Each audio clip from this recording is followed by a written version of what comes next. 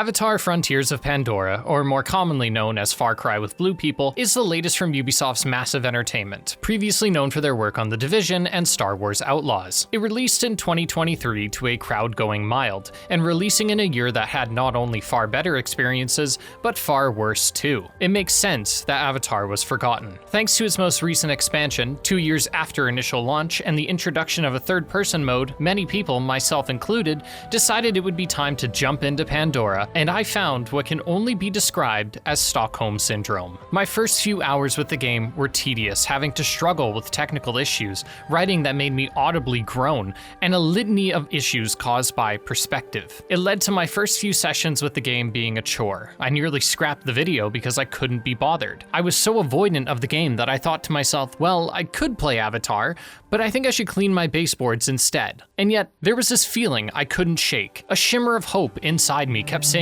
no. There's potential here, and it's true, there is a good game here, and it's a greatness that you'll experience, but to enjoy Avatar Frontiers of Pandora, you will need to meet it halfway.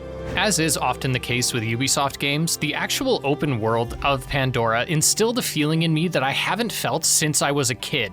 It genuinely gave me a sense of wonder that few games do, but the gameplay, for as much as the feel is great, is very repetitive, and its story, while being somewhat good, is delivered in such a questionable way that I can't help but feel like it was self-sabotage. Okay, that's hyperbole, and I've spoken broadly for long enough. Let's talk about the specifics, starting with the game's opening, which is surprisingly strong. You know, they pitched the whole Avatar thing to me as a way to start fresh and connect with the Na'vi culture, but how come no one mentioned that my avatar would be bald? I'm sorry, I need to chill out. Get some relief. The sponsor of today's video. I've recently become addicted to deck builders lately, and I won't claim to be proud of my combined 1,000 hours in Balatro and Slay the Spire, but I have come to accept that if you give me a game with a good art style and some absolutely busted card combinations, it's safe to say that at least 2 hours of my day, every day, is spoken for.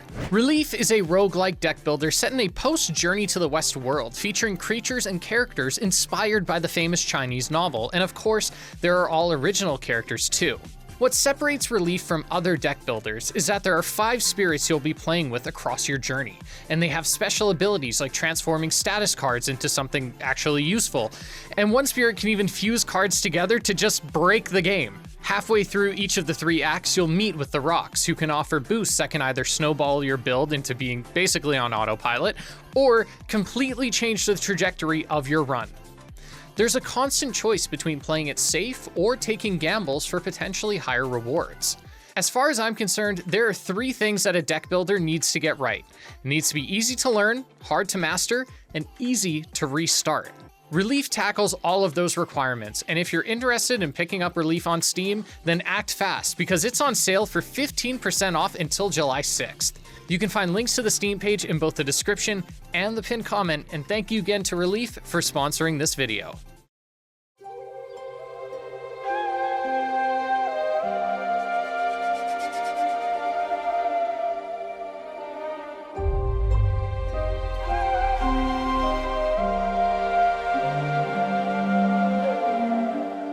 The opening cinematic uses the word residential school, a phrase that immediately brings to mind the real-life residential schools seen in Canada. These schools were designed with the express purpose of genocide. Often genocide is seen as killing, and it mostly is, but when colonizing a land you need to appear empathetic and as though you are working with the indigenous population and not against them. This allows people who doubt your intentions to, in good faith, write off your actions. We see this genocide in question during the first scene in the classroom. The Na'vi children are told that they are not allowed to speak their mother tongue and that they cannot have cultural pieces with them, and they are within an ambassador program where their ideas of Pandora are distilled from the RDA, the colonizers of this world. John Mercer, the head of this program, who may as well be named Mr. Villain Bad Guy, is overt in his goals of cleansing the Na'vi culture from within you, though some, like our teacher Alma, who even use an avatar to, I assume, better meet the Na'vi, clearly have better intentions. I think immediately Ultimately, this opening sets up the player to empathize with the Na'vi. Sure, not everyone has gone through an attempted ethnic cleansing, but I think we've all had certain traits removed from us due to the school system, or even our parents. As a child, I was punished regularly for being left-handed because of my Christian upbringing,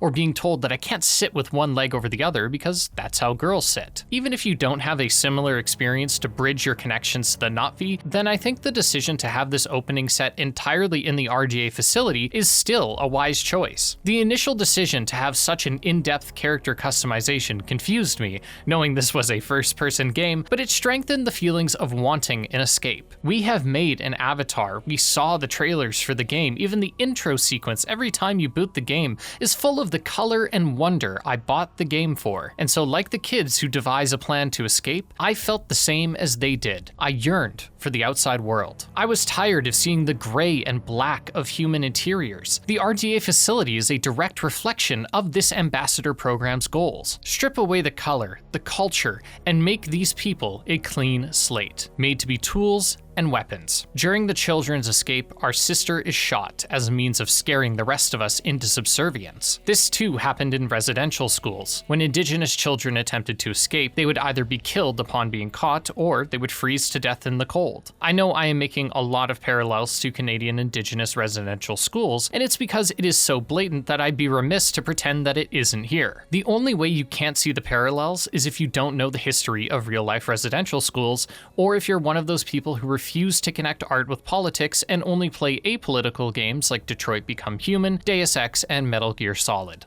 The Na'vi begin attacking the base, and in the destruction, Alma places us in stasis pods where 16 years will pass. Once awoken, the RDA attack us, we escape thanks to the aid of a Na'vi named Solek, and we finally see a still image of the outside world that I later learned was my frame rate. Frontiers of Pandora is perhaps one of the worst running games I have played since Mind's Eye. To my surprise, however, the performance was praised across the board on launch. So what happened? It turns out, according to anecdotal evidence from kind strangers on Reddit, the game's performance tanked after the release of From the Ashes and the inclusion of a third-person mode. Some people said their performance was a little worse, and some said it was unplayable. I still can't find a solid consensus, and so I'm going to go on the assumption that it's a problem with my rig, though I struggle to believe that still because even launching the game was a hassle, as when launching from Ubisoft Connect, I would get the same error saying that my DirectX version was out of date, and the only way to solve it was to manually launch the game through the exe in its file path. What frustrated me most about the performance issues was that it was independent of the quality settings. Max settings or lowest settings made no difference, and when I'm constantly dropping frames into the 15s while playing,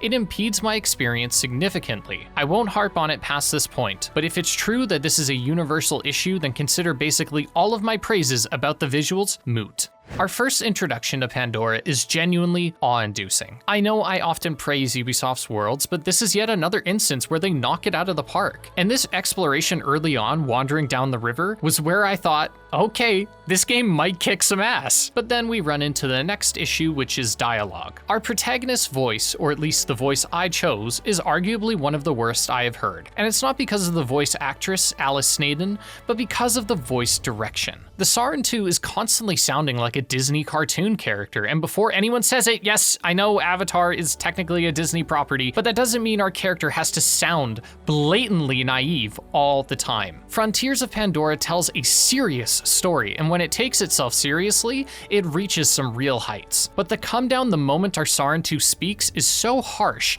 and it only gets worse as the introduction continues. After getting a tutorial for combat, gathering, and exploration, learning to use our Na'vi senses to find objectives, we meet up with the rest of the Resistance and get a tutorial on how to clear outposts as if we haven't played any Ubisoft game in the last decade. Instead of having Solek guide us, who previously functioned as an idealized Na'vi warrior, someone badass enough that simply wanting to be like him was motivation enough to get stronger, we get Priya. Priya is everything wrong with Avatar Frontiers of Pandora. I don't say that lightly, and I do not say it with hyperbole. I can put up with cringy dialogue, okay? I still found ways to enjoy Forspoken, but I shit you not, after hearing her introductory lines. Sorry, filter got stuck. Didn't think he's got it figured out now. Oh my gosh, another one. I am so glad you're here since, there's so few of you left. Oh God, I'm so sorry. Welcome to Resistance HQ.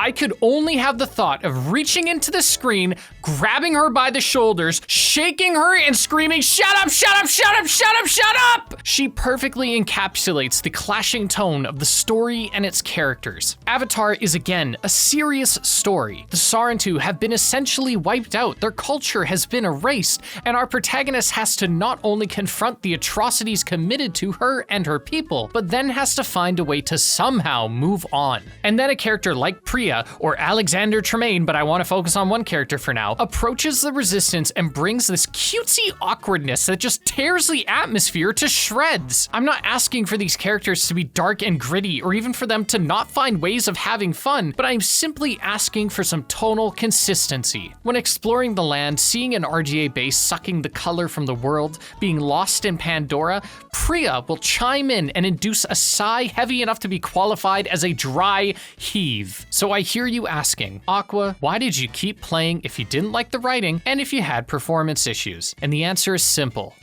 The gameplay. I won't pretend that Frontiers of Pandora reinvents the wheel, but from the moment I fired my first arrow, I knew this game, to some degree, was on the right track. And it all starts with sound design. We can get into how the sound design reflects in the world later on, but for now, take a listen to the bow.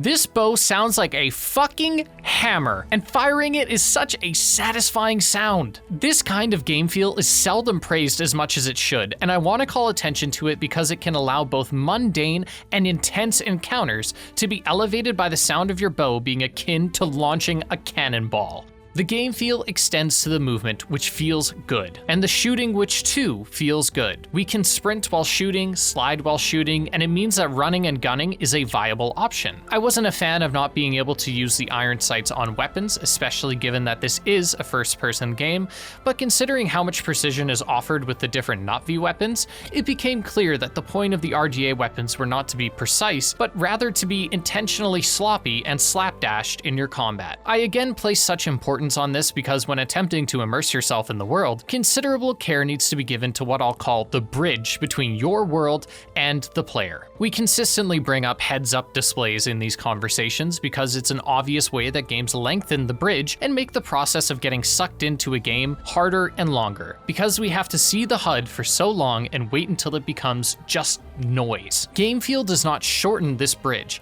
but it does remove friction in the same way that turning the lights off might make it easier to get immersed in a horror game. A bridge that has friction is one that will remind you either through janky controls or endless bugs that the game is a game. This friction is something players need to look past or otherwise meet the game halfway. Performance was a major point of friction for me, and had it been coupled with a game feel that was similar to something like the Avengers game, then it might be a bridge I never crossed. Part of what immersion accomplishes in a game like this is of course getting lost in and appreciating Pandora. However, the other side of this is believing in our player avatar. In order to prevent confusion with the title of the game, I will refer to our avatar as our body. Avatars are the test tube grown bodies that the humans use to masquerade as the Na'vi, but the player avatar is a common game design term referring to the thing a player inhabits. I think the largest design decision that brought Far Cry comparisons is that Frontiers of Pandora is almost entirely first person. The representation of our body is limited to blue hands and the occasional Kuru cameo. Plenty side quests see us reclaiming our past, connecting with nature, and these are things that the Na'vi would do. Using guns, bows, or conversing with humans are so broadly applicable, species-wise, that I found myself feeling like I was a tall human instead of a Na'vi. I think this could have been resolved in an interesting way with the voice acting, where, hypothetically, our main character would develop a stronger Na'vi accent as the game goes on. The current pronunciation of certain Na'vi words feels Americanized, and this makes sense because the Sarentu children were stripped of their heritage,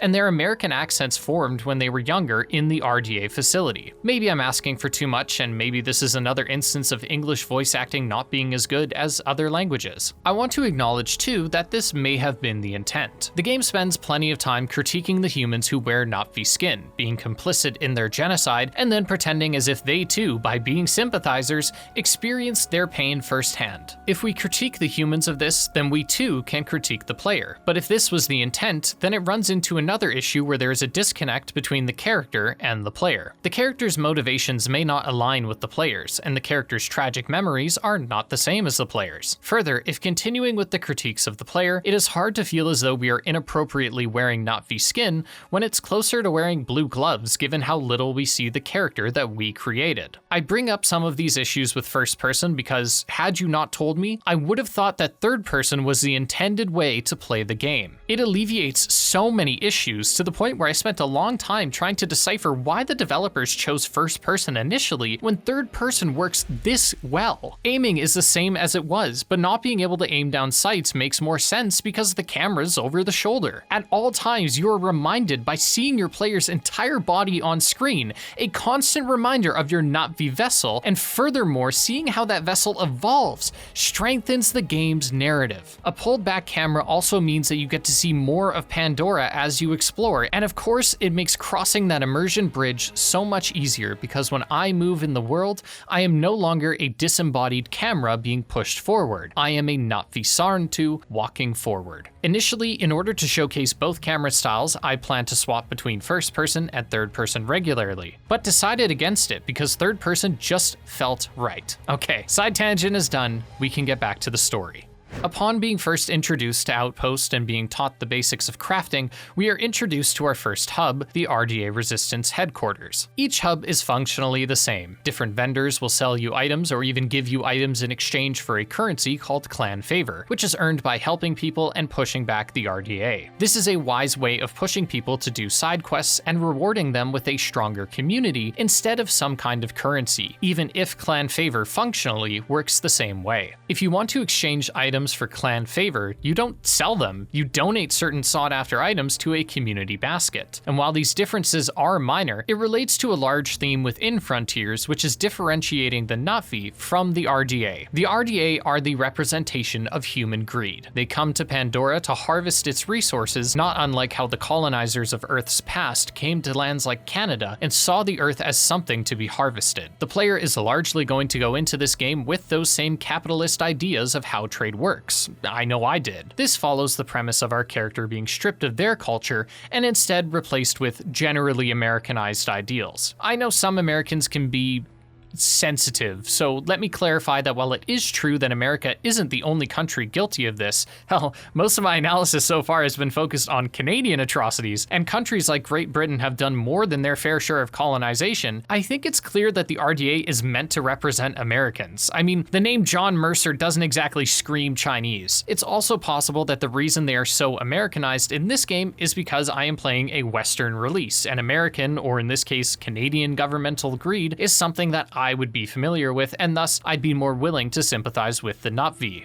Our journey through Pandora is as much about defeating the RDA as it is about rejecting their way of life. Opting for the bow instead of the assault rifle, receiving benefits from treating the land with respect, and leaning on the connections you've made are all things that you will be doing until the game is over. But our concern here isn't just in getting touch with our Sarentu roots, it's about uniting the Na'vi clans, which all have their reasons for not pushing back against the RDA as hard as they should. The RDA's invasion is implied to have taken place over a long period of time, and the reasons the clans have ended up in this situation is because they have been subject to the Boiling Frog apologue. If the RDA just showed up full force, like placing a frog directly in boiling water, there would be an immediate reaction. In order to take advantage of people's inability to notice gradual threats, you take small inches instead of miles, heating the water up over time, and by the time they realize what's happening, it's too late. This is largely the reason the Na'vi hasn't started a massive pushback yet. It's easy to convince themselves that this is a temporary inconvenience and that it isn't that bad. Couple this with the RDA, who no matter how hard you hit will counterattack with twice the bloodshed, and we have a perfect environment for the RDA to take advantage of the Na'vi. Our character, along with our allies, are all part of the Sarentu tribe. The Sarentu are nomadic storytellers, diplomats, and frequently traveled between the other clans. With a few Sarentu joining the resistance, they have a chance to unite the clans against the RDA. The Aranahe, skilled in weaving and crafting, residing in the Kinglor Forest, Forest, the Zeswa, hunters in the upper plains who ride Zakru across its hills, and finally, the Kametire clan, herbalists and healers who live in the deep, clouded forest. Unlike some of the more recent Ubisoft titles, we are not given free rein to head wherever we want, and I think this is a wise choice because it allows for a more focused story. And for as much as I have criticized the writing, I think Frontiers of Pandora has some of the most focused and cohesive storytelling in a recent Ubisoft product. But that focus only begins once you leave the tutorial area of Spinner's Circle.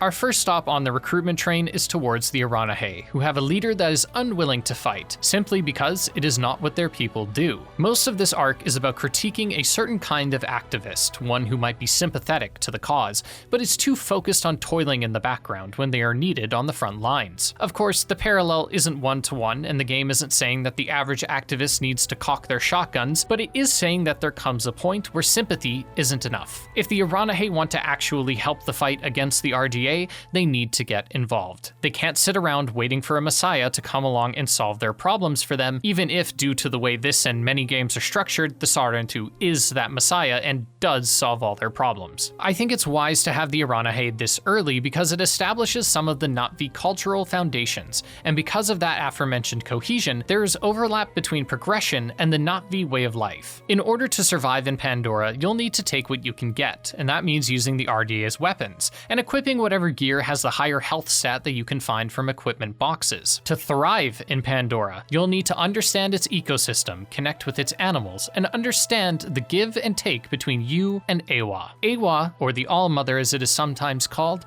is the force that connects all living things in Pandora. This is a common theme seen across many understandings of Earth too. Many indigenous cultures believe that the Earth was a single beating entity, and many religions too believe that the world is connected to God or a pantheon of gods. The difference between how we view Awa and how we view our own Earth is that we are never encouraged to harvest or only take, and if we do, then the land won't give very much. This is first instilled in the player through the pollution metric. The RDA has plenty of structures around Pandora that are drilling into the land, harvesting its oil and other resources. This causes certain areas to be polluted, and thus its plants and animals will not bear anything of use. Once clearing the structure, it'll be taken over by flora and fauna, and the surrounding resources will be capable of being harvested. This is exactly the kind of give and take that Na'vi culture is about. As Pandora is less polluted as a whole, we will see more nature returning, including swarms of flying creatures, rainbows, and while I can't confirm if this is for sure linked to the pollution system, I noticed the skies were clear and there was less fog and rain as I purified the planet. When we view the Na'vi as a cog in a larger Pandoran machine, we can see that purifying the land is our way of giving, and Pandora's way of giving back to us is to provide us with better views and better resources. As mentioned, crafting will be the best way to obtain gear. And another difference that there is between simply harvesting and being in a give and take relationship with the land is the lack of waste and what partly controls the encounter. When gathering plants, bark, or any resource within the world, you'll need to pull that resource in a particular direction so as not to damage it. Then, each plant, branch, cave mushroom, and rock has a preference. Some prefer to be harvested during the daytime, some only during rainy seasons, and on top of that, the most rare variants of these plants belong in specific locations, which means we get the experience of approaching the resource on its terms. Sure, you can get away with pulling any old weed, but if you do, your weapons, armor, or meals won't be very good. To get the most from Pandora, you need to be willing to give, to meet the plant on its terms, to listen to it. It's not raining, so you don't want me to take you? Okay, friend, I'll come back later. Hunting the wildlife is similar to any other game, including the ability to see weak points, but again, you are encouraged to hunt respectfully. Using bullets will result in a damaged animal that cannot be looted, and to get the most from them, you will need to take them out in one shot and in their weak point, ensuring a clean and merciful kill. This adds complexity to hunting, especially when it comes to the more daunting creatures that can rule entire biomes. Some of the predators of Pandora are so imposing that, while they stalk you, your character becomes scared scared and can't use their Na'vi senses to see where the animal is coming from, allowing for a rare moment where we are not assumedly at the top of the food chain. The first time this happened, I was caught so off guard that I was instantly killed by an animal I didn't see, and I think this was an interesting moment where we see hunting from the prey's perspective, as if this is what the RDA sees when we stealthily infiltrate one of their bases. It's also infrequent enough that it wasn't an annoyance, especially once you have the knowledge and tools to fight back. A final point about the synergy between gameplay and Na'vi culture is that there is never any waste. Now, you could argue that when we skin an animal, their bones aren't used, and sure, but my point lies with the resources gathered. When you loot an animal, every piece of their being has a use, and this prevents you from taking the world for granted. I don't often see games giving you flat out useless tools unless it's some kind of joke. I immediately think of dung pies from Dark Souls, which are literal piles of shit, and granted, even those have niche uses, but often they end up being virtually the same as shit because it isn't what the player is looking for. To continue with FromSoft, we can look at how one might be grinding for a weapon, and to do so, they must kill the same enemy over and over again. In that process, you will find plenty of items that you don't want, and that you'll likely sell to a merchant in exchange for runes. Even games like Borderlands will have bosses that players farm. They'll get showered with loot, but there's only one thing they came for: the legendary weapon. In this case, even more so, the player either discards or, more accurately, doesn't even look at half of the weapons that explode out of that encounter. Now, this isn't an issue in these games because they aren't presenting the same connection between you and the land, but I highlight them because it's easily what Frontiers of Pandora could have been, and if it was, the plot would have been worse for it. Still, there are points where your bag will be full and you'll want to discard items simply because they aren't what you need. And again, these are donated to the community, so not put to waste. This issue is mitigated, however, by the Na'vi senses. We can get into the system a bit later and the negative impacts it has on the game, but for now we can look at the positives, which is that when looking at an animal through this lens, we can see their weak points and their loot. If we are only looking for the best resources, we don't need to slaughter one animal after another and loot their corpse to find out if it was worth it. We can figure it out before we engage. This cuts down on tedium, encourages only taking what you need, and actively helps us find weak points, ensuring we get a clean kill and thus even better loot. I bring up the Gathering now because it was by this point in the story that I started to feel underleveled, and it's when the learning curve with crafting and how to actually level up became the steepest. I think it's sound that this struggle was here, during an act where we are a novice and recruiting a clan that is typically non-violent. We're struggling to be effective in the fight as much as the Aranahe are. Avatar has a leveling system, but it isn't influenced by experience, instead by the amount of skill points you spend and the gear you have. I think a system like this is fine, given that it's a tangible means of progression, but it ends up backfiring too many times because your level doesn't consider the use cases for your weapons, and instead the overall number. For example, there was a moment where I had two RDA rifles, one that did 16 damage and one that did 17 damage per bullet. My level would go down if I equipped the 16 damage rifle, but I wanted to use it because it provided a 20% damage buff against RDA enemies, whereas the 17 damage rifle provided no buffs. You'd only use rifles against the RDA because using them on animals would ruin their bodies and prevent you from getting any loot. Thus, my 16 damage rifle is in reality doing closer to 19 damage per bullet. This makes it significantly better than the other rifle, but because its base damage is higher, the game would discourage me from using it. This became a problem because it would sometimes be the difference between one level and the next, and when missions have a recommended level, it becomes difficult to determine if you are where you need to be. I can't say I'm entirely sure what the remedy for this is, and maybe it's my problem for putting too much faith in the number next to my character, but this resulted in some grinding before the game really opens up, and I'm going to go out on a limb and say that I wasn't alone in that. Much of the story surrounding the Aranahe is about setting up the RGA as proper antagonists, and showing that they are impacting the world more than some of the Aranahe would like to admit. Many assume that oppression is simply physical, that the RGA, in order to be the bad guys, would need to be actively slaughtering the Na'vi, and while this act shows that indeed they are doing that, considerable focus is given to how they are impacting the Na'vi way of life. Because of signals that the RGA are sending through the sky, the Kinglor are not able to live peacefully, and this impacts not just their life, but the lives of the Aranahe, who harvest silk from the Kinglor's leftover cocoons. The Kinglor are a cultural backbone for the Aranahe, and so much of our goal is to not only stop this, but explain to the Aranahe's apprehensive leader that an attack on their way of living may as well be an attack on their way of life. To put the final nail in the become one with Awa coffin, we are taken to an Ikran rookery to hopefully find a winged friend. The Ikran are not chosen, they choose the Na'vi. Sometimes a Na'vi gets an Ikran, and other times they don't. There's a lot of emphasis here on the Ikran being an independent force, not one delegated to being a free ride. We have to keep our Ikran fed, and it even has a preferred food, so in gameplay 2, we meet the animal on its terms, even if it results in the same gameplay as any open world game with a horse, being able to teleport to wherever you are. The important part about getting an Ikran is that the world is now more open to you than ever. For reference, walking from the Resistance HQ in Spinner's Circle to the Aranahe tree was a sizable journey for me. I ran across endless trees and saw the dirt up close. Hills were mountains, and walking a single kilometer required thoughtful pathing to make sure I encountered enough mist bloom to get there in a timely manner. Now, with an Ikran, we get to bask in the skyline. You must secure the bond with a final act of trust. How do I... Roll for her! Roll for your Ikran! Fly high together and secure the bond! Come on, Katia. Let's ride.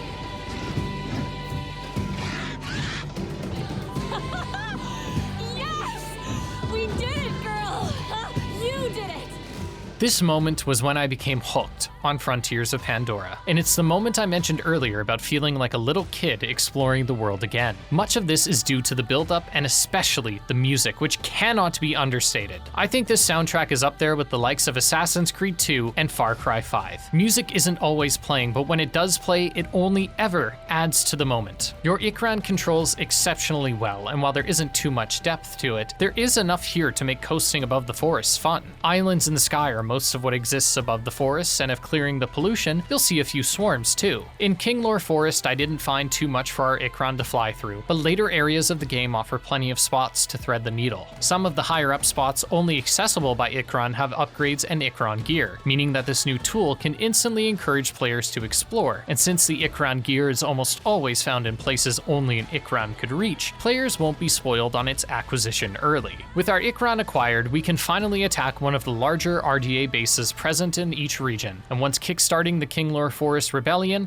and having a fake-out death with the Aranahe leader's daughter Etua, he agrees to join us in the fight against the RDA. It may seem like I am skipping over a lot of the plot, but that is because most of the missions here are excuses to teach you about Pandora, and by that metric, we've already discussed most of what the Aranahe shows us. Our next clan to recruit is the Zeswa, who live in the upper plains. Pandora is split into 3 regions, with each being locked behind progressing the story, and each new region is initially approached on foot until you can connect with an ancestral tree, which allows your Ikran to fly there. I don't mind this concept, especially because it prevents you from flying over a landscape that often is best experienced on foot, but I think outright forcing the player back is a poor choice. Perhaps it's to avoid spoilers, but when I attempted to explore the Clouded Forest, I was properly stopped. I can't see why we can't at least explore on foot. Maybe it's because there's too much of a sequence-breaking risk, but regardless, we can make our way to the upper plains.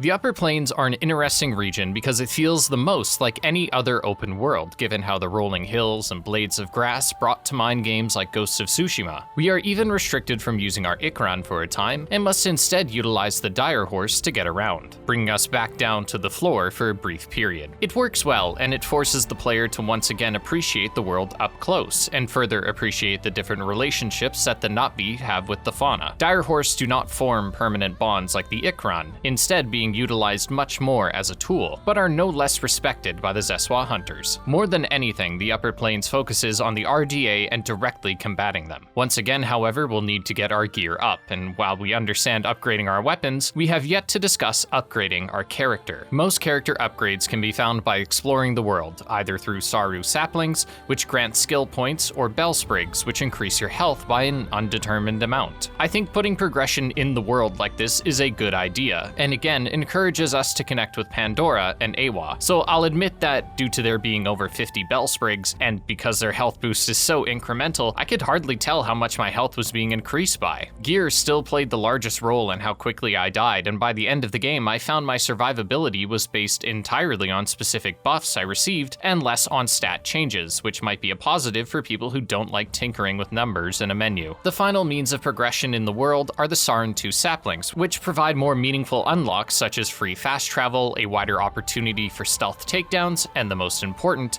a mid-air dash that helps you gain a bit more distance in the air. I think most of the Sarin 2 skills felt pretty basic, and certainly didn't strike me as being indicative of Sarin 2 culture, but I did not feel that way when it came to a majority of the normal skills. I was constantly weighing my options, and while I often leaned towards stealth abilities early on, aside from Ikran upgrades, I never felt that the upgrades were meaningless, aside from a few that just gave you upgraded health. Even these, however, had value because in the beginning of the game, I felt like I was made of glass. The reason I found myself not touching the Ikran skill tree much was because I found the combat while flying to be a bit disorienting for me, and I prefer to just keep things on the ground. Despite this, I think aerial combat is done exceptionally, it's just not my cup of tea.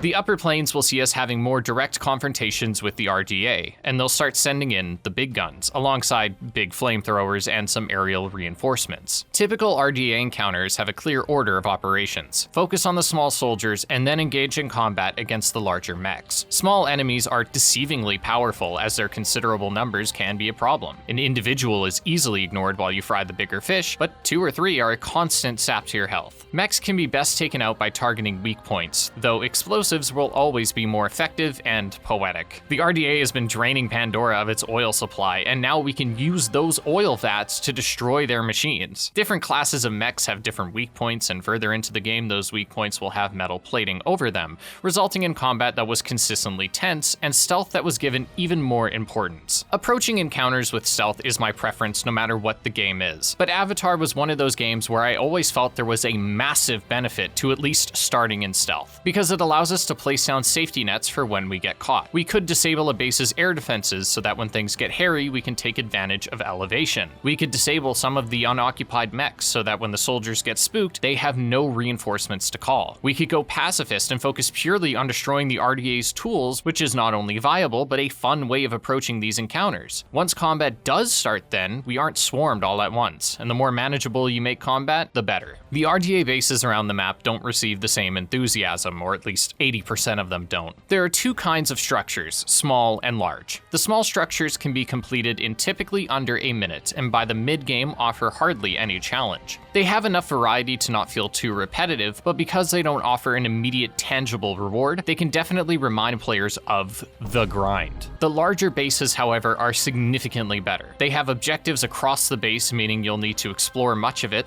and at times it even sees us entering the bases and taking down each individual stage of production. It separates these outposts from the typical outposts because defeating enemies isn't the goal. It's about reclaiming the space. I think having a bonus for being a pacifist would have enforced this theme a bit more, but it could run counter to a lot of the Aranahe themes of actually being willing to take up a weapon. Bonuses are granted for not raising any alarms, though by the time you are a high enough level to actually take these bases on, you will almost never get gear better than what you can craft. Many of the rewards and incentives for remaining stealthy are thus moot. That's a good thing though, because the combat feels great. I'll admit there isn't as much dynamism as something like Far Cry. You'll never have fellow Na'vi joining you, but the aforementioned sounds of the arrows, the way enemies react to your shots, and the opportunities in the environment all factor into the combat being a ton of fun. An enemy you'll see more often are the armored foes. The armor usually covers most of their weak points, a progression that made me feel as though the RDA was reacting to my exploits. And on top of that, some mechs will have alarms that can be destroyed, preventing them from calling backup, though some of them bordered on being a bit too beefy. With no discernible weak point and my weapons being about as good as it gets, I nearly too often felt like I was just needing to dump an entire tree's worth of wood into them to leave them with a splinter. This is solved by finding not just red barrels to use, but RDA rocket launchers around the arena. They are typically tucked away, and I really like these weapons because they are limited, so they must be used wisely. And they are something we actively scavenge for during or just before a fight. Because we use the tools our Na'vi culture taught us to observe our environment and make use of whatever there is, we can turn the explosive strength of the RDA into a damning weakness.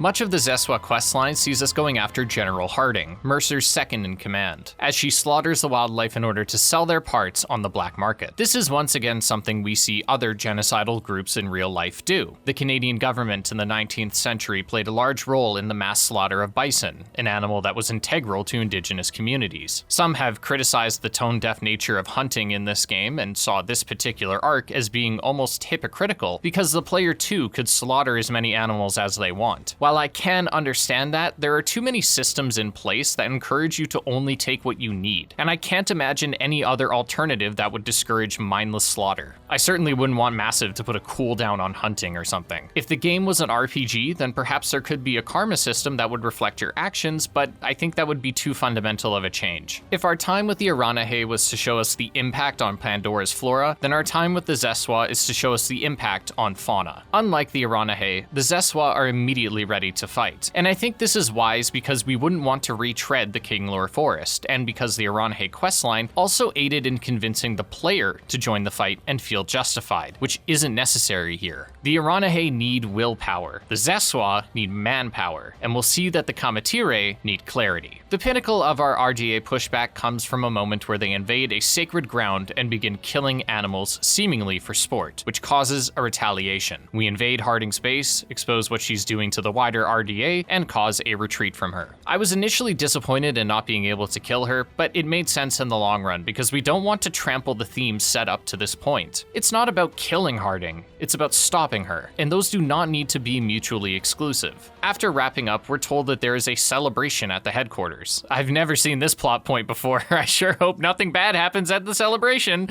And you know what? How about we just avoid it? Because while I've spoken plenty on the side activities, I've hardly talked about the side quests. Side quests have similar issues to the main quests, with the benefit that the characters aren't always so damn happy and awkward in the face of impending genocide. Most of the Not-V quest givers, even if a bit chipper, always seem to understand the weight of their situation, unlike the humans who feel oddly disconnected from the actions their people and often they themselves caused. Most of the resistance are disgruntled RDA, and maybe this is a commentary on how even though allies might sympathize with a cause, they will never be able to truly feel the gravity of their situation because it's not their world on the line and not their culture that is under attack. If that is the intention, then well done on communicating that. But because the game can be rather heavy-handed with its messaging, the fact that this particular aspect of colonialism isn't put under a microscope makes me think this interpretation is a happy accident. The quests themselves are rarely more than go here, kill, talk, or hunt X. Sometimes our prey are RDA, other times it's an animal on Pandora, but oddly enough, the best quest by a country mile can be categorized as a collectathon, and I'm referring to the Sarentu totems. This side quest is difficult to critique because despite it being my favorite, it is also design-wise the bare minimum. We simply walk up to a totem, follow some signs that allow us to view the totem from a particular angle, and then like an art piece in a museum, our protagonist ponders what the Sarentu could have meant with their totems. Sometimes it's meant to highlight the beauty of the world, sometimes it's meant to showcase how time has changed Pandora, and sometimes we just don't know. So much of this quest is us inferring what the Sarentu meant, and like any art piece, the subjective answer isn't the point. We'd never know objectively what the Sarentu were trying to tell us, but the trick is, there is no answer. Finding these totems are about reconnecting with our Sarentu heritage. That culture is about being lovers of Pandora. We love the sites, connect communities, and sing in harmony with Awa. It doesn't matter that the view has changed or that we might be interpreting it wrong, because the purpose all along was to cause us to look at the land differently and see that this isn't just set dressing, it's history, and it's alive, communicating with us. This is what separates many Ubisoft worlds from other open world games. We interact with this world even by just using our eyes in a way that furthers the plot. And I think it's something that other games like Ghost of Tsushima and even Assassin's Creed Shadows have done too, but it's never been more potent than right here. A similar sentiment can be given to the memory totems that see us conducting hand-strum symphonies to speak back to Awa. The cherry on top of all of this is that the rewards for this quest are different Sarentu gear blueprints, which are not only the best stat-wise, but also allow our character appearance to resemble our deepened connection with Pandora. The Sarentu totems cannot be completed early on, as you will need to at least unlock access to the Clouded Forest before all are available to you. Thus, you'll only be fully clad in Sarentu gear once you've connected with all of of Pandora and its people. Considering the colors of the Sarentu gear and the fact that it has the strength of the Zeswa, the style of the Aranahe, and now the clarity of the Kamatire, it means it acts as a reflection of how Sarentu we are. The Sarentu were nomadic and acted as a bridge between the different clans, so it only fits that our armor as a true Sarentu is one that combines the strengths of the different clans and requires us to hunt and gather from all corners of Pandora, thus deeply understanding its systems. The story too sees our character and Renella, one of our fellow surviving Sarentu, discussing how we feel about our clan being wiped out, how much history the RDA have taken, how hard it is to carry on a culture that the whole world seems to be against, and without a mentor. It's some of the most insightful dialogue in the game, and it's a long stretch where the game takes itself seriously. The voice actress isn't overperforming her lines. The writers don't feel the need to have Priya jump on the call and be the cutest little angsty dandelion. It's just a story being told, and it's being told rather well. Speaking of a story being told well, some of the side quests are direct offshoots from the main story. I think these are structurally quite good, because even though you are doing side content likely to level up enough to continue the main story, you can still feel engaged in the plot because it directly relates to the main goal. One of these was when I went to help Talon, another one of our surviving Sarentus. Talon represents what the RDA sees as success. He believes that Mercer isn't a bad guy and that maybe everyone would be better off if we just worked with them instead of against them. This argument on the surface makes sense. I mean, it definitely seems like the RDA only kills Na'vi in retaliation, and Mercer continually promises that he doesn't want to hurt us, and that the humans and Na'vi can benefit from a relationship. The problem is it's not true. Mercer and most humans in this case don't want to come to Pandora because they just love the people. They want resources. Their track record isn't great when it comes to respecting nature given how they devastated their own home planet, and yet to believe they come in peace and act as anything other than parasites on Pandora is to be successfully manipulated by the Sky People into erasing your identity. Talon is basically dead in this game. He no longer speaks his mother tongue, he doesn't change out of his RDA clothes which don't even fit him, and he is constantly trying to become assimilated and accepted by Mercer. The Sarentu in him is gone, and we can see this early during a side quest where he attempts to make a treaty with the RDA and they show up ready to slaughter him. And they would have had we not been there. Perhaps it can be more accurately described as Stockholm Syndrome, but I think what we are seeing here is the struggle the oppressed have when deciding whether to resist or accept what they have lost. It's not insane to think that if the Na'vi just collectively were subservient to the RDA, then the suffering would stop. And at the end of the day, that's all that Talon wants, to stop seeing his people killed. But what we continually pose to Talon throughout the game is the following. If the Na'vi, in order to survive alongside the RDA, must reject their culture, language, appearance, history, and sense of identity, then is that not just as brutal of an execution as physically shooting them in the wild? Something we also see with the RDA through general dialogue and the fact most of them shoot us on sight is the Ouroboros of oppression. The RDA show up, start abusing the Na'vi and their planet, and once the Na'vi retaliate, they now view them as inherently hostile, and the RDA no doubt spread propaganda that all Na'vi are hostile to the RDA. And that is so far from the truth that, were it not a blatant lie, our goal of convincing the Na'vi to fight back wouldn't exist. To connect this back to the Indigenous communities of Canada, we see a similar sentiment. Indigenous communities were inundated with generational trauma and had little to do on their reservations, leading to alcoholism and abuse. This thus created a cycle of their children and their grandchildren getting stuck in the same loop. And instead of zooming out and saying, wow, look at how these people are still suffering from a failed genocide, we often hear people just saying, wow, look at how much Indigenous people drink, or claiming that they should just pull themselves together from the comfort of our gated community. At the celebration, one of our fellow Sarentus, Nor, begins berating Alma for claiming to sympathize with our struggle because she isn't even a Na'vi. Alma is a human that uses her avatar to make the young Sarentu trust her, and even if I do believe her sympathy towards the Na'vi is real, it's completely valid to be angered at her showing up in blueface. If I had to guess, Alma continues to wear her Na'vi skin because she is ashamed of what she has done as a human. It's true that she helped Mercer and the rest of the RDA to oppress the Na'vi, even if she was being willfully ignorant of what she was doing. The guilt she feels from realizing the death and destruction she had a hand in was likely enough for her to want to discard her human skin, as if the Na'vi Alma could be a fresh, more empathetic start. Before we hash it out though, the RDA shows up to engage in what I'm sure they'd call a peace treaty. We are knocked out and wake up in another RDA facility, held captive. However, not all is lost, because Billy Nash is able to break us out. But as we escape, Billy is killed. This is a complete tragedy that hits like a truck and, oh. Who's Billy Nash? Oh, why, someone you were introduced to 5 minutes earlier. Billy Nash is the only character to die from this massacre. Everyone else was able to escape and regroup at a new location. Of course, that's not entirely true. Some died, but Billy is the only named character to die. Everyone else survives, and their quests even carry over too. This leaves what is meant to be a massive setback feeling like an upgrade, if anything. Our new base is significantly larger, more realistic as it's actually hidden this time, and takes us to a new location, the Clouded Forest. What further disconnects us from this is that, despite the story presenting what happened as a massive setback, we have largely been the only ones doing anything. Despite the resistance being probably 100 humans in Na'vi, we, a Sarentu who's been asleep for over a decade, are the only ones capable of clearing out 5 humans surrounding a drill. For as beautiful as Pandora is, the game is always waiting on your next move. To entertain the Far Cry comparisons, what makes Far Cry such a great open world series is that those worlds often move alongside you. Sometimes people will help you take down an outpost, named characters can be found exploring the world, and what that does is not only create a sense of community, but it also makes the NPCs feel like they exist and are not mannequins waiting for you to start their next quest. This is one of the reasons I haven't brought up the Far Cry comparison too much so far, because the games are so fundamentally different, and when we do compare them, it's not often that Avatar wins. Regardless, the Resistance, now on the back foot again, needs the final clan's help even more, and to reinvigorate the story and the player's motivation, we are presented with a more detailed account of the past.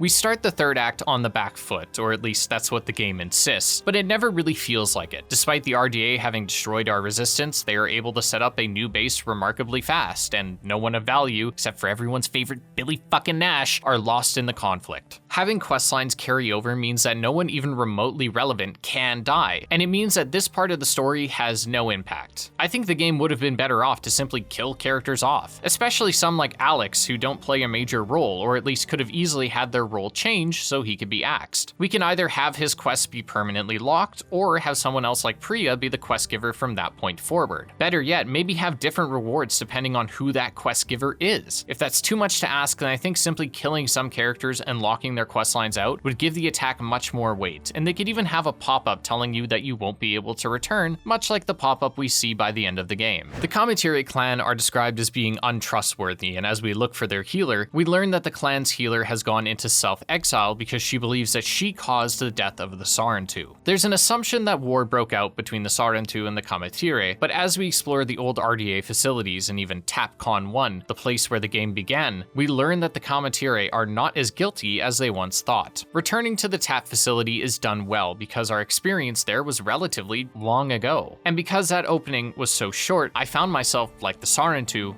only remembering parts of it, like a bad memory that your mind tries to forget. A common criticism of the game is that more time should have been spent in the game's prologue, and while I agree that it could have given the story more stakes, it could result in this moment, our return to that location, being less poignant. While the story is a strength here, the chapter's reliance on hacking leaves it as one of the most tedious in the game. Thanks to some of the scientists at the Rebellion, one of the first tools we're given in our adventure is SID, a remote hacking device. If you've played Star Wars Outlaws, then this shouldn't surprise you, as the hacking device in that game functions the same way in terms of what you can do with it, except the minigame has changed. Instead of doing a wordle to hack a system, we complete a maze, and I shid you not, this may be the worst hacking minigame I have ever seen. And that is abundantly shocking given how Ubisoft has Watch Dogs under their belt, and given how much I loved the simple hacking in Outlaws. The problem with the maze is that and I can't prove this, but I don't believe they're handcrafted. As you complete more of these hacks, you'll notice that there are certain patterns. For example, we will find that sometimes we need a key that will open a pathway to the end of the maze. Not once in my entire playthrough did a locked area not lead to the solution. Thus, my goal is no longer to find the exit, it's to find the locked door. Then there are parts of the maze that become corrupted briefly, and you must cross them with elementary timing to get across. These too will only ever block the correct path. If there is a fork in the road, the one with the obstacles will always lead to the exit. What this results in is the maze being dumbed down, and I no longer thought about the puzzle. My eyes instead glazed over and I headed in the general direction of the quote-unquote obstacles without thought. Ironically, the easier puzzles, or at least easier by the game's standards according to the security level, are the hardest because there are no indicators of where the solution lies. This meant that these easier mazes without any signifiers required me to actually work backwards from the solution. My hypothesis is that these mazes are procedurally generated, and I believe this because if I failed a maze intentionally and tried again, it would be different. Hacking takes place all over the game, so it makes sense that instead of spending time handcrafting each one, they introduced a set algorithm to procedurally generate them. At security level 1, there are long lines with few branching paths. At security level 2, they introduce one obstacle through a locked path or a hazard and introduce shorter lines with more branching paths. At security level 3, there are more obstacles and more paths, and this, I assume, could go on and on. I have to imagine that whoever designed this ensured that within their algorithm, obstacles would need to be placed on the way to the solution, and this is why we almost never encounter obstacles that aren't in the right path. I could swear it did happen maybe once, but I don't have footage of it. I think using procedural generation here is fine, especially when a player could be hacking mech suits upwards of a few hundred times on their playthrough, but I believe the ones featured in the story and those featured in the labs we can power up should be handcrafted.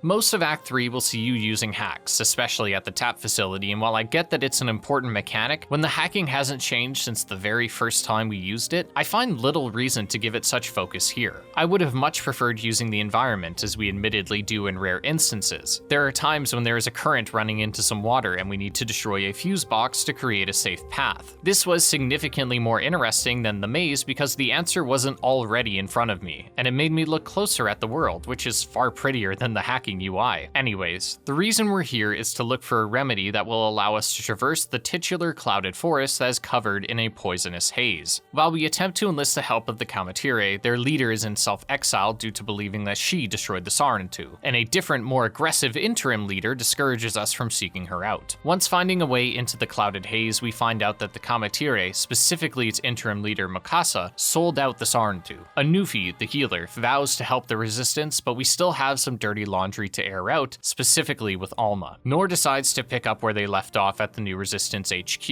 and knowing now that Alma was present during the Sarentu slaughter, he decides to stab her. I find myself split on this moment because on one hand, Alma has been a massive help to us, but on the other, she is part of the reason we are in this mess. I think killing Alma's avatar is not meant to actually kill her, but it's meant to strip her of her Na'vi form. Nor doesn't believe that she deserves to walk around in their skin as if she knows anything about being Na'vi, when her greatest contribution to Pandora was aiding in the race's genocide. It's also poetic justice that Nor gets to strip her of her Na'vi life, just as she helped the RDA due to the Sarentu. In Alma's dying moments, she asks to share her memories with the Sarentu, an ability exclusive to this game, so that we can see the Sarentu slaughter through her eyes. It's a strange moment because the game attempts to make us sympathize with her, but it seemed as though she really put up hardly any fight against Mercer. Regardless, she dies, and we don't hear from her for a while as her human body recovers from her avatar's death. Mercer, now on the back foot, begins ramping up his operations, now with the sub-goal of destroying Pandora as much as possible, and we get a final catastrophe to cement that Mercer must be stopped. We walk through the aftermath of one of the RDA's drills and see our brethren and wildlife crushed, and it's the final confirmation that resistance is the only way. As mentioned, the game has at times towed a line between justifying retaliatory violence and the opposing argument of, guys, can't we all just get along? Solek mentions this when Nor kills Alma. He explains that just killing humans isn't revenge and that he just can't kill all of his allies, but after this, there's no question, Mercer must be stopped. The final 2 missions of the game are pretty weak because they feel like a grind. We travel to a few different outposts for information and have to clear them out, which naturally feels like busy work because it's the exact same thing that we would do if we were looking for better gear or otherwise grinding. We're free to initiate the final mission, which is to storm the largest RDA base on Pandora and stop Mercer once and for all. While the finale isn't anything too special, it was rewarding to see the different clans contributing in their own way to the fight. I enjoyed the more linear route through the facility too. We get a few boss fight-esque scenarios, though I think I was a bit over-leveled for them because they didn't offer much in challenge and mostly felt like a, and I hate using this word, damage sponge. I think the fight at the end itself is fine, and it tests you on spacing, accuracy, and the use of your environment as there are rocket launchers around the map for extra damage. But once you run out of that, I found myself just endlessly pumping arrows into a honking metal mass until it dropped. Once we finally corner Mercer, Talon betrays us yet again, and we are picked up by a large arm, though when the Sarentu begins singing the song of her people, Talon comes to his senses and traps Mercer instead, allowing the two to escape while Mercer combusts within his own facility. I think this particular moment was a bit over-delivered. A desperate plea to Talon is warranted, but the way the singing was delivered made me agree with Mercer when he looked up at us and said, "Is this lady serious?" Either way, it's nice getting to finally stop Mercer, and I also appreciate that we don't actively kill him and instead indirectly murder him. Sure, it's still killing, but as mentioned earlier, the goal was never to get revenge, gut Mercer and make him pay for what he did. It was to get him and the RDA to leave Pandora alone. With our goal finally accomplished, someone quickly asks a sensible question, which is, what now? And I particularly like the game's answer. We followed your path long enough. It's time we follow our own. I think while it's natural to want a nice bow on everything, it's good that Avatar doesn't pretend like the war is over. It isn't really in the cards at all, given that the game takes place before the first movie, but more accurately to the game's cultural themes, oppression doesn't just end with a single assassination. It doesn't even end with the destruction of over 50 mining sites. In fact, you could argue that it never ends. It just gets easier to deal with. You don't just beat the bad guy and suddenly the human racism and greed disappears, and it's not like the Sarentu genocide didn't happen. It might be comforting to know it won't happen again at that scale, but the pain the RDA caused still lives on. Every nightmare the Sarentu have about their childhood, the grief of their families and culture long lost, and their world that still isn't fully healed, it's proof that this is only the beginning, but it's also proof that they can heal. When you destroy an RDA facility on any scale, after an undefined amount of time, that place will become overgrown. Moss, flora, and awa will return and bury the structures under its beauty. This is how Na'vi culture survives the genocide, by building new life on top of their past no matter how shattered it is. That's why Bellsprigs show up after the sites have been cleared, because being able to reclaim your space and being able to build a new life on top of your past oppression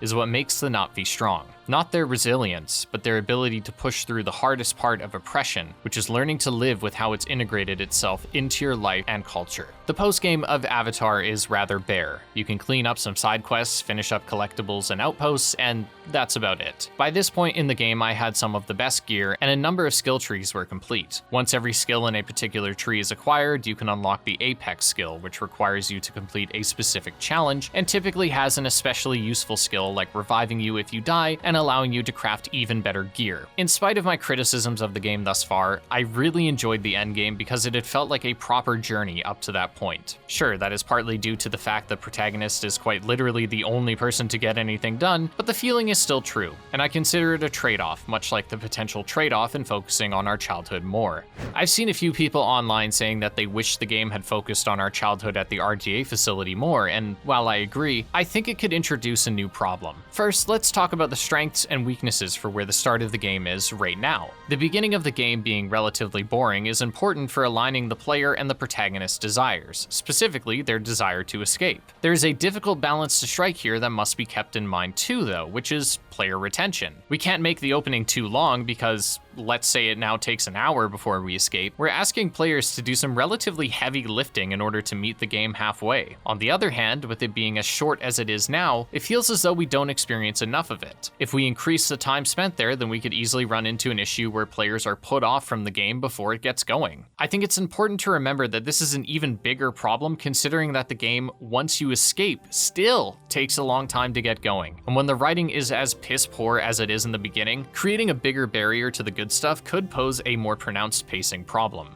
When I think of the game's opening, I'm always reminded of a stream from RDC World, where Ubisoft sponsored them to play the game for a few hours, and it ended like this. Man, I'm gonna play this off stream, man. We're gonna finish this mission up off stream. The pulse is coming from the balloons. What's up, Dave? For those with jobs, I'll play this off stream as Twitch and ease for I'd rather get bottomed on a bed of nails, and I don't really blame a lot of players for this response, because the first act of this game is so incredibly weak compared to the rest of it. It almost feels as though once you unlock the Ikron, a title card should have dropped, because that felt like when the game actually started. We see this with plenty of solid games. The opening hours, specifically those within the refund window, are so slow that a lot of people jump ship before the good stuff arrives. I know I'm the biggest Forspoken glazer on this website, and part of the 3-person fan club, but that game is a great example where its opening is where it's at its most boring. The same is true for Days Gone, a game I recently covered. I don't say this to excuse the opening or to say, guys, just give it a chance, once you hit the 4-hour mark it gets better, but I say it because it's frustrating. I think Avatar could have had a much higher player retention if it just found a way to hook players more. Games like Infamous 2 start you with a ton of powers to show you what the gameplay can be before slowing down. Some games start you at the midway point, like Uncharted 2, before bringing you back to the introduction. Games these days don't place enough importance on a first impression, and I think that's why we see so many games like Avatar that end up being forgotten.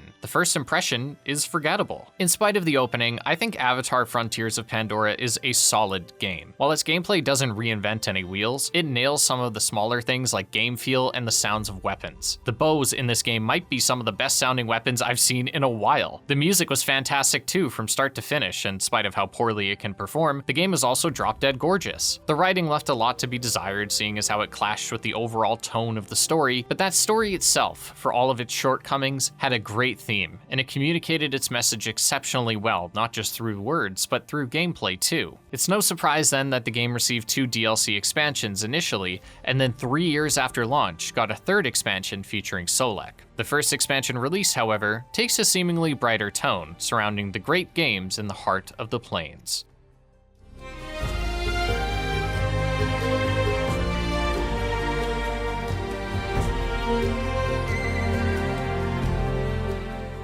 I'll admit that entering this DLC, I had low expectations. The fight against the RDA was generally wrapped up, and considering that most of the main cast wasn't very interesting, I thought some kind of victory lap would not bode well. However, that could not be further from the truth. Skybreaker is an excellent epilogue to Frontiers of Pandora that not only expands the story and mechanics in interesting ways, but had me even more excited for the DLCs to come, because it felt like every single criticism of the base game was addressed in some capacity here. Let's start with how the quest begins, which is with one of the Zeswa informing us that the Great Games initiated by the migration of the Zakaru will be happening once again now that the RDA have been driven out of Pandora. The main quest saw us uniting the clans for the sake of resistance, but now we can unite the clans for the sake of culture. And this culture of appreciating the clans and Pandora is expressed no better than our arrival into the heart of the plains. After arriving via Ikron, we say goodbye and hop on a dire horse to ride alongside the Zakaru. The views here are exceptional, the music was a complete standout, and even hearing some of your allies call out to you as you pass them by had me floored. As a celebratory victory lap, this was everything I wanted from Avatar, and I had a huge grin on my face. The architecture of the land perfectly guides you to your next objective, even the wind-blown trees all point to the central meeting grounds, meaning I was less likely to rely on the waypoints,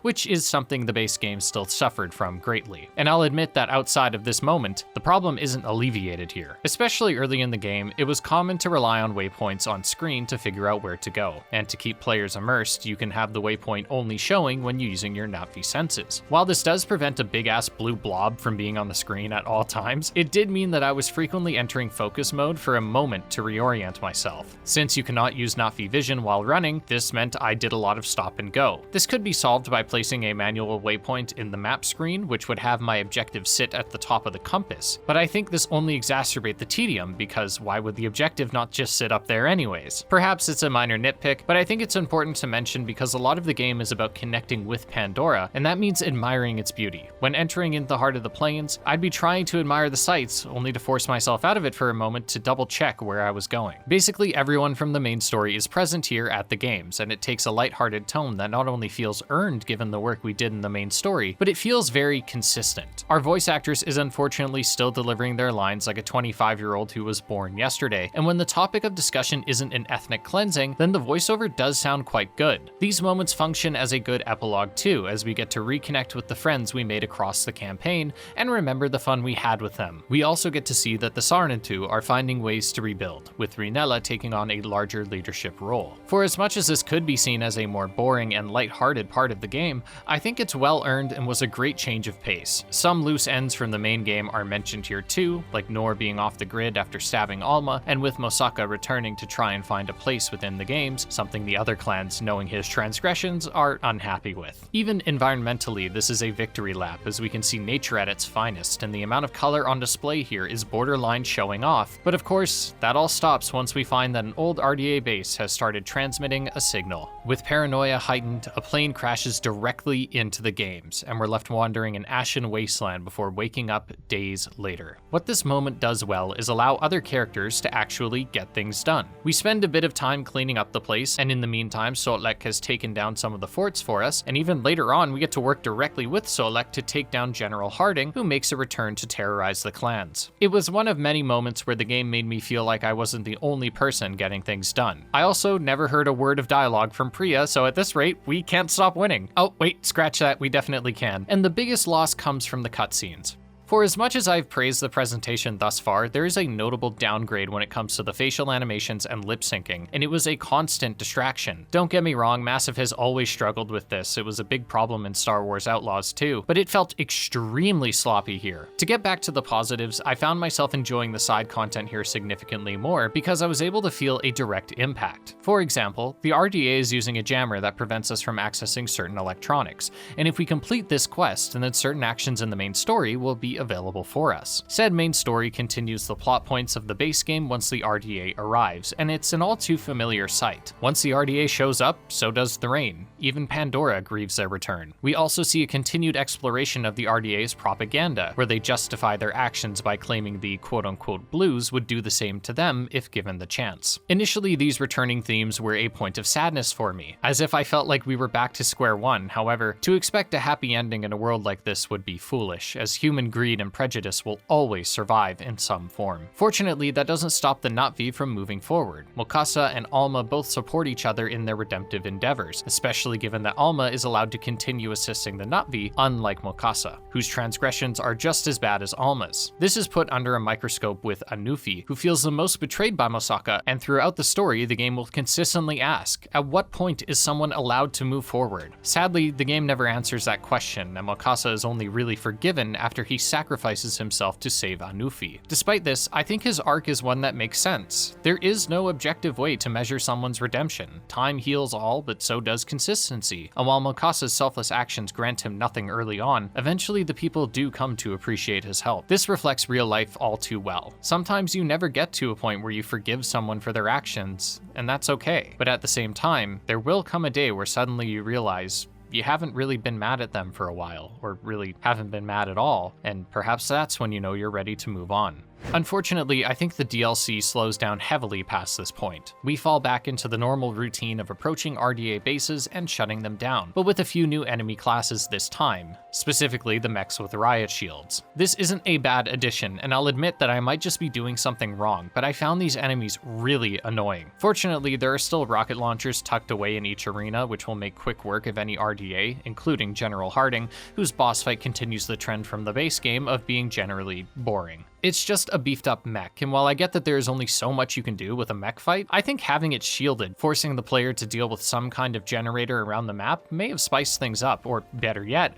have parts in the mech they need to hack before they can attack it, so we need to utilize stealth and open combat. The way it is now, the story ends on a bit of a wet fart, much like the base game. I appreciate that Talon notes how the RDA's impact is still with them, and given that he knows more English than Sarentu, but that's about all we get from this ending, and thematically, that's what the game and implied by the base game's ending too. Sure, there isn't much more that needs to be said, but I would have liked to have seen a return to the games, or at least some kind of happier note to end on. Maybe it runs counter to the game's message about colonization and trauma, but I think the player earned some kind of celebration similar to the DLC's opening. Something that is less about learning to move forward and being determined to rebuild, and more about showing that happy moments can still be found underneath generations of oppression, even if they will always be underscored. When looking at the Skybreaker more broadly, it showcases Massive's ability to improve upon its ideas in incremental ways. The gameplay this time, mechanically, was much more satisfying, and the side content had a legitimate impact on the rest of the story too. It tied up some loose thematic ends from the base game and even addressed some criticisms with its plot too. I did what I think was everything in the DLC, and Priya didn't say a single word.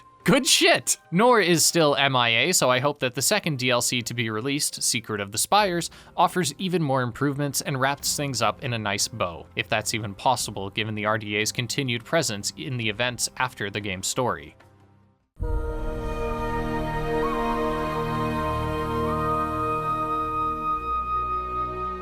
Secret of the Spires presents similar strengths to the Skybreaker, but to lesser degrees. Our entrance to the new region is great, the gameplay sees some needed diversity, and the story wraps up even more of the themes from the base game. However, it also presents similar weaknesses. Secret of the Spires aims to accomplish two things: give a clear answer as to the future of the Sarentu, and expand more on the Kametire clan, as they didn't get the same love the other clans did, due to much of their chapter in the base game revolving around the Sarentu finding clarity in their past. Now, to remove the Sarentu from the Kametire storyline would be foolish, as their histories are closely intertwined, and that's why the introduction of one of the remaining Sarentu, Rassi, is a welcome addition. Rassi explores a part of oppression that was generally untouched in the base game, and that is survivor's guilt. During the attack on the Sarentu, Rassi was able to escape, and when she did, she fled to the Spires. Throughout her journey, it was just her and her Ikran, but the guilt became too much to carry. She was racked with thoughts of what she could have done, feeling as though she was a coward for choosing to survive. This is obviously flawed logic, but it makes sense to feel this way. The reason it's flawed is that there was simply nothing she could have done. The RDA showed up unannounced with overwhelming force, and it all happened too quickly. This is the side plot, however, and the main plot is more focused on pushing back the RDA once again.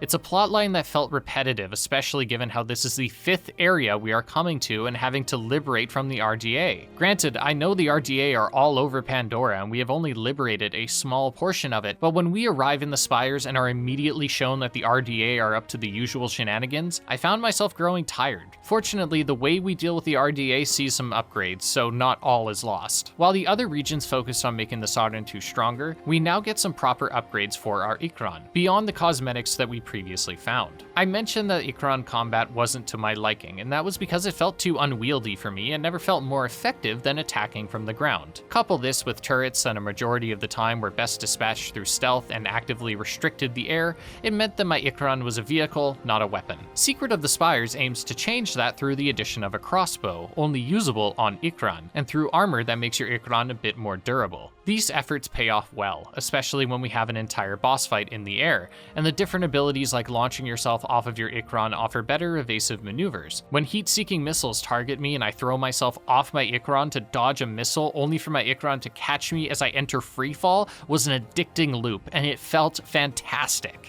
Gameplay improvements with Sid generally carry over, though I felt its integration here to be a bit more of a nuisance, as it saw me just following lines across an area and bumping into walls until I stumbled towards the solution. Hacking itself remains predictable, but I at least enjoyed the brief moments where I had to eavesdrop on enemies. It's a minor twist on the stealth gameplay that should have been in the base game, but I'm happy it's here. You may have noticed that on this run more than the others I was relying on stealth, and that's because of the game's level scaling. By the end of the main plot, you'll be around level 20, in my case I was level 19. The DLC quests both start at level 20, so I was able to begin immediately, but what the game doesn't tell you is that once the first DLC is completed, the next one will scale to one level above where you are, in my case, level 26. This introduces an unnecessary grind. I praise the process of leveling up the Sarentu and collecting gear, because it's part of the narrative progression. We interact with the world more to get stronger, and much like the Nutvi, our power comes from Ewa. The more love we show Pandora and the more we understand its life forms, the stronger and more nutty we become. By the end of the game, however, crafting better gear, which is generally the best way to get good gear, is done by going to specific spots and harvesting specific plants, hunting specific animals, and even then, there's a bit of variance to the quality of the crafted items. I already did this in the base game, and then once again by the end game, so needing to craft even more by going to the same spots felt incredibly tedious, especially when by this point, the goal of the grind within the narrative was achieved. The fact this grind is here makes me question if its narrative implications in the main story were a happy accident. It doesn't change the positive effects it has on the story, but when the intent is seemingly reframed like this,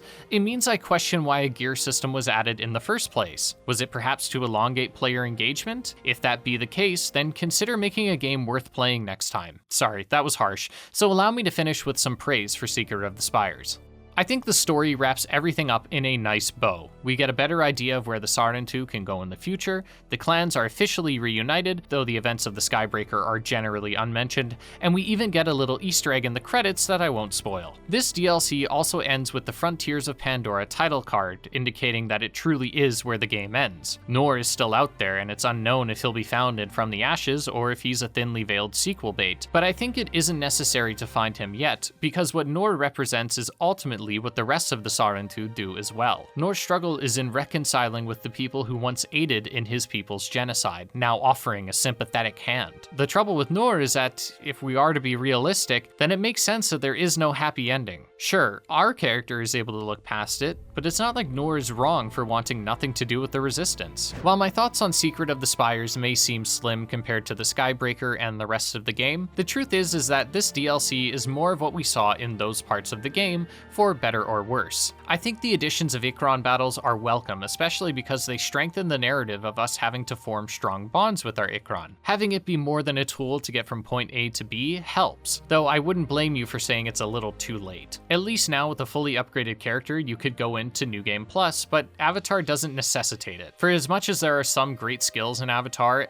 and it's not like New Game Plus is completely useless, the success of the game comes from the personal journey you go on. Take that journey away, and you're left with decent combat, a grind to level up, and a still beautiful world that, chances are, you've already found the secrets within. Now, a whole year after the release of what was assumed to be the final expansion, we have a new story, From the Ashes, featuring Sotlek, and tying in with the new Avatar films. So how is it? Well,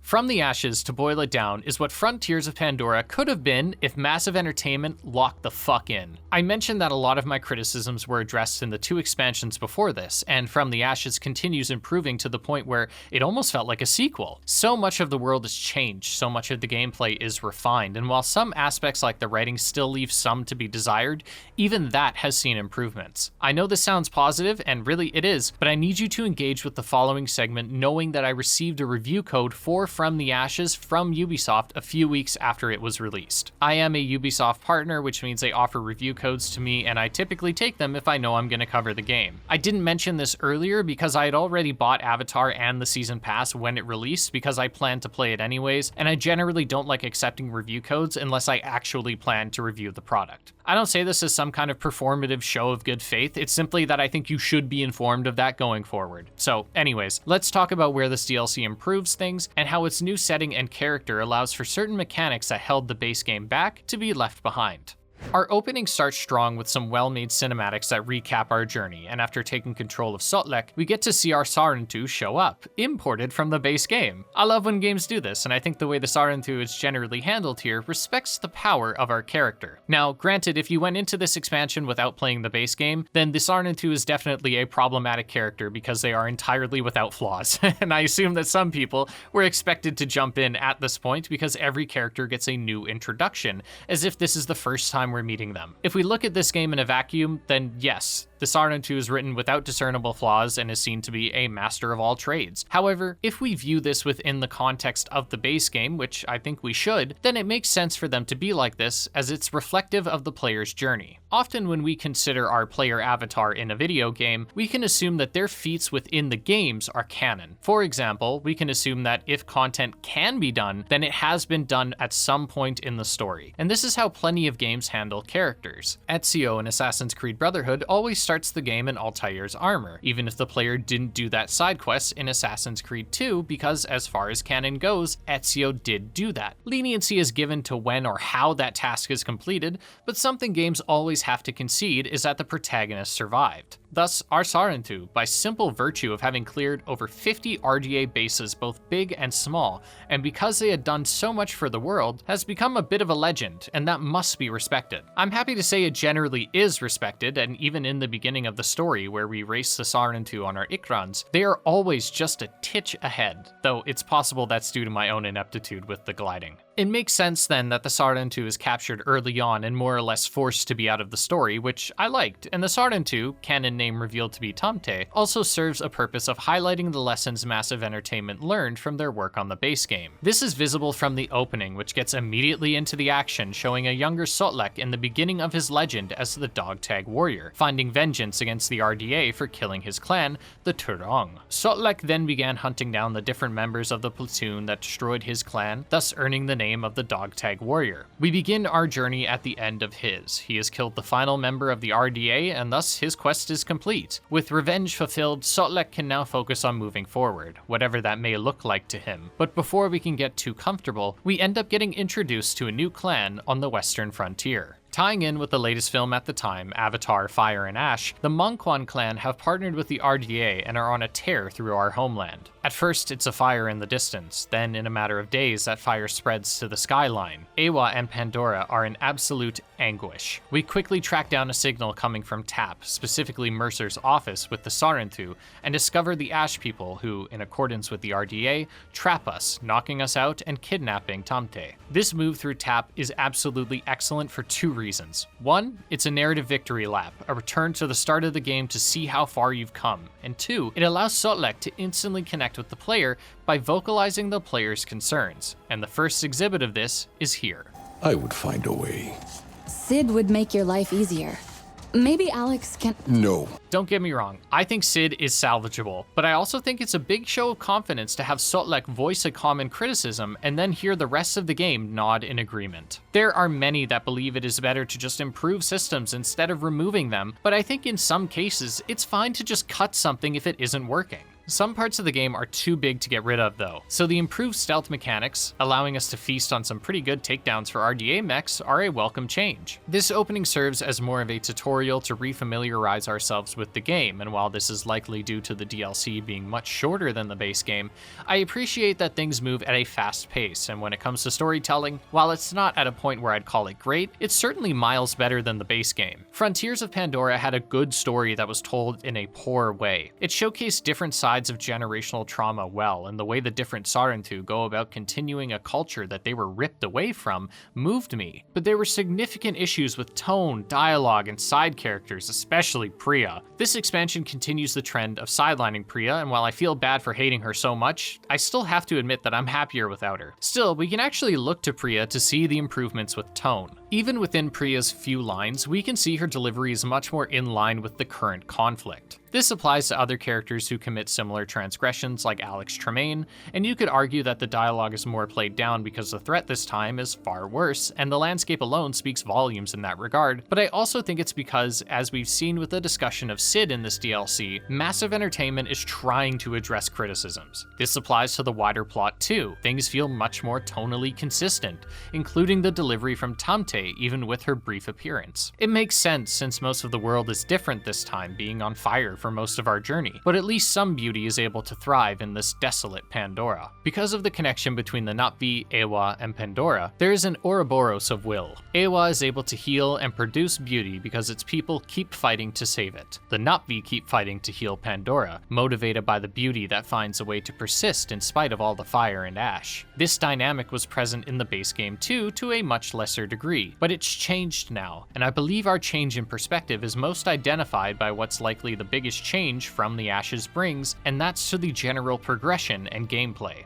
Sotlek no longer needs to gather materials and craft better gear. There are still resources that contribute to upgrading your gear, and you'll constantly find new tools, but it's nothing like the base game. and the first exhibit is our leveling system. Upgrades are now granted through earning XP, and our player level is entirely absent. There are still some damage numbers and buffs to consider. We can't expect the entire skeleton of Frontiers to be stripped away, but we spend far more time acquiring new weapons that function differently instead of the same weapons that just do more damage. What changes most with this new progression is that narrative, and what it means for the player within Pandora. The Sarentu isn't a warrior, or at least they aren't meant to be. The Sarentu people are peaceful, and Tamte is capable of being fierce. That's exactly what her level represents. But when her level is represented by the power of her gear, the tools she has, and the health she has, it's her power being represented by what she can do. With Solek, we have a character who gets stronger through exerting the power they already have, i.e., his power is represented by what he does. I think this is a wise choice given that Solek is a pre-established character and thus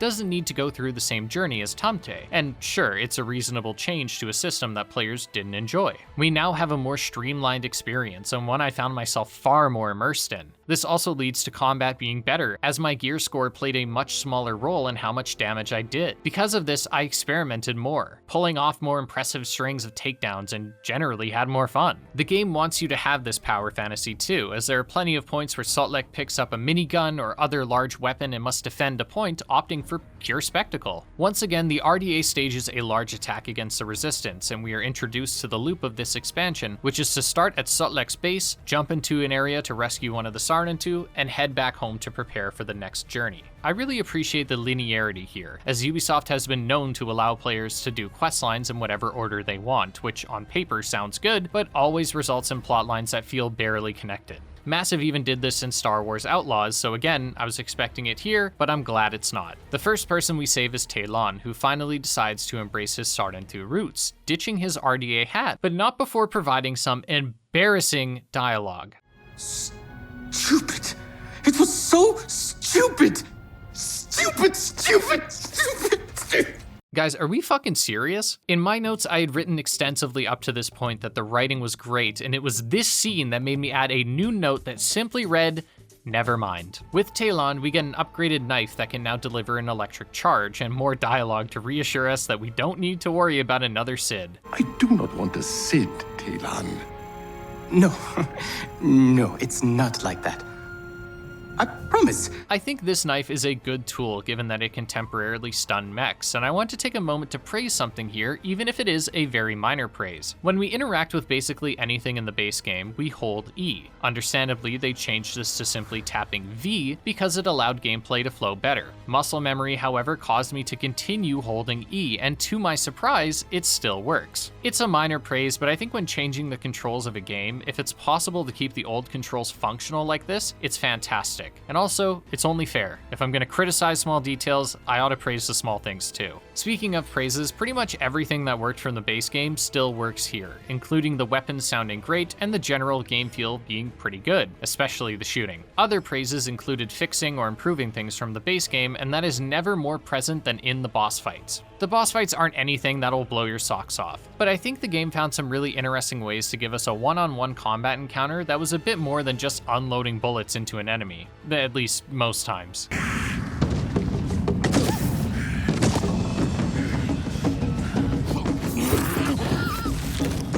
Now we get different phases to fights, more enemies to deal with, and less hulking mechs that we saw previously. I still think the best boss fight, which granted you might not be able to call it one, was the fight against the aircraft in Secret of the Spires, but that was mostly due to the spectacle of it all. And From the Ashes has plenty of spectacle too. We can shoot rockets out of midair, and while that might be possible in the base game, because this expansion is so much more combat-centric, it's more likely to happen here. We still have some slow moments and the investigations return, but instead of needing to link clues together, we just interact with them to initiate Solek's thoughts on it. Again, we're technically stripping back mechanics in the name of streamlining, but it works exceptionally well, so I can't complain.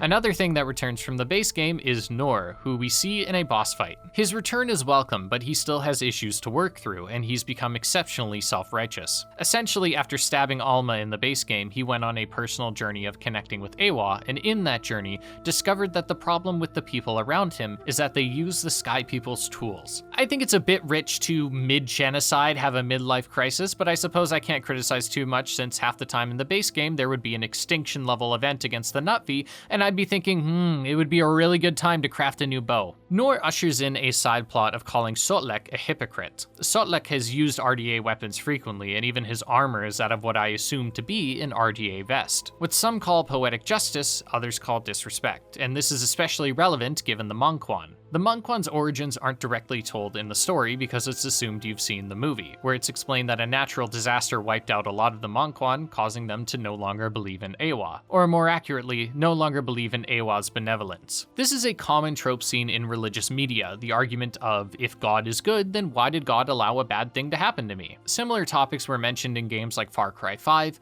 but the difference here is that Awa certainly exists, and is most certainly a force for good. We see so much proof that Awa is within every living creature on Pandora, and that it is a self-sustaining and self-preserving force. This alone means it's easy to rationalize the Mongquan's bad luck streak as being only that. However, Nor views their cooperation with the RDA to be correlated with their straying from Awa. Thus, we need to not even touch the RDA weapons if we want to stay connected and survive their resistance. For the more we use their weapons, speak their language, and allow their culture to, even in resistance, integrate into the Na'vi way of life, the more Na'vi ways will dissolve. Sotlek believes that while Nor may have a point, they can't afford to pick and choose, not when their situation is this dire. I found this argument interesting, mostly because both sides raise a good point. However, a lot of my sympathy for Nor goes out the window once Rinella and Rassi are rescued. Meeting at the Resistance HQ, we learn that Nor won't even enter the place, despite Alma wanting to see him. She also says that she forgives him, though this is met with immediate pushback. The base is then under attack, and while we fight tooth and nail to defend the north side, the south side is left to Nor, and when the RDA break in, he decides to lock all the Resistance members inside. Now, I want to clarify something before we get into this, and that is that I am happy to see the story take some risks. I hate that this happened because there were characters in there that I liked, and they were innocent, and Nor was already pissing me off enough up to that point, but that is, I believe, what I'm supposed to feel. This is anger at a character's choice, not anger at the story. With that being said, aw, fuck Nor, dude. Nor in the main story was meant to convey the person who can't move past their trauma. The game is very sympathetic to him because, well, he went through a genocide, and no one's gonna blame him for not getting over it. I also think that his irritating nature up to this point is too forgiven, or at least not challenged as harshly, even if Rinella and Sotlek went through something similar,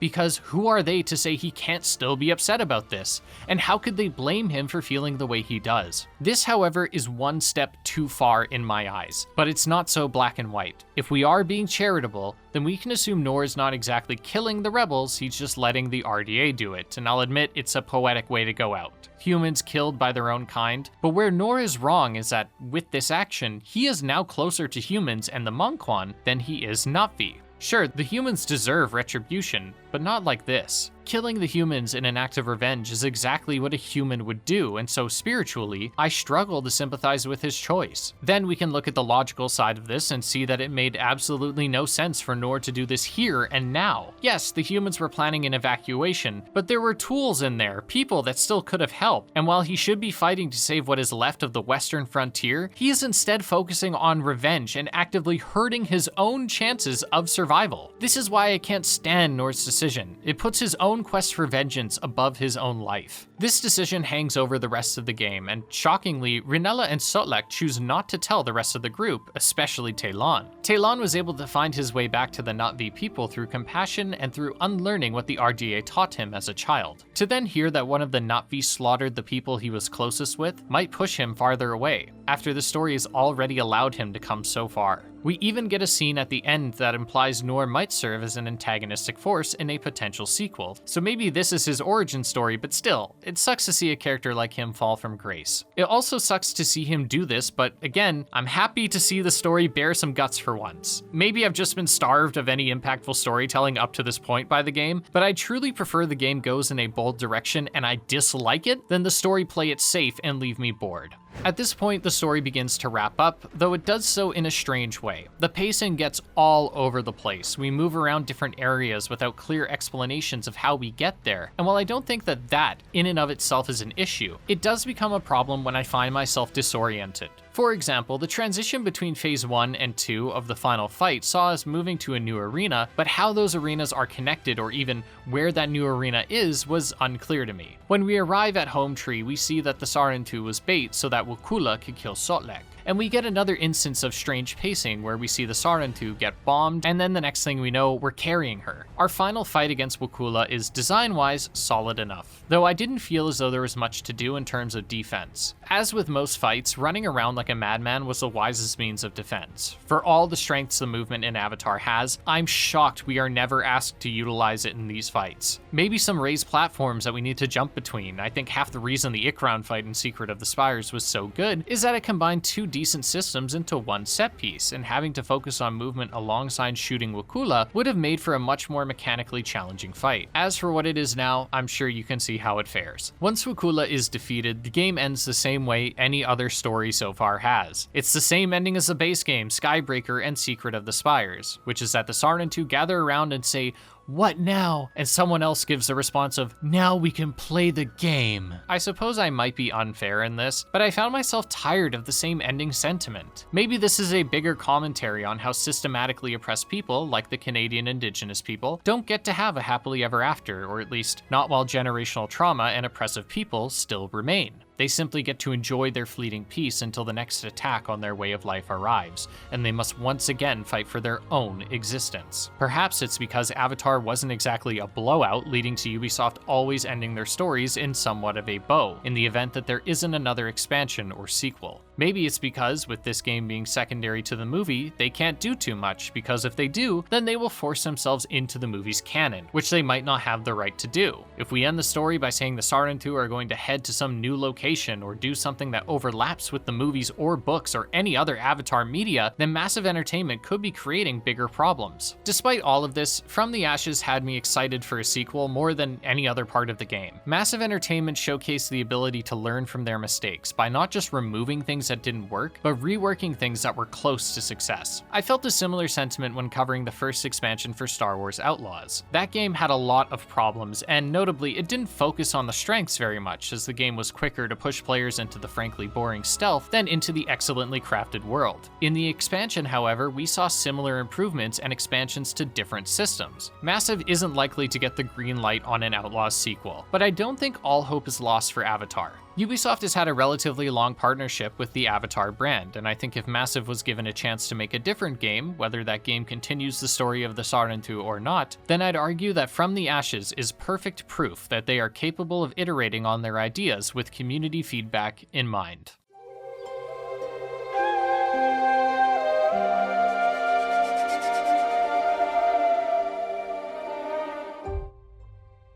I think when I look back at my time with Avatar Frontiers of Pandora, the good more often than not outweighs the bad. However, the current experience with all its performance issues makes it honestly difficult to recommend. I also think that while it has interesting ideas, this game is exactly what Ubisoft has become over the last decade, and I know people will hate that. As a piece of art, I can find so much to love in Frontiers of Pandora, but as a video game, it stumbles more than I'd like. As is often the case with Ubisoft and Massive games, the world is the bread and butter here, and the story is a piece of mold on the bread you'd be best to try and ignore. Exploring Pandora genuinely filled me with a sense of wonder I haven't felt in such a long time. It's a gorgeous world, and 9 out of 10 times the reward for exploring was fulfilled purely by the sight over the horizon. It's that good, and in fact, I'd go as far as to say it's one of the prettiest open worlds of this generation. This extends to the rest of the presentation too. Weapons sound fantastic, the music is top notch, and even the UI to me was pretty interesting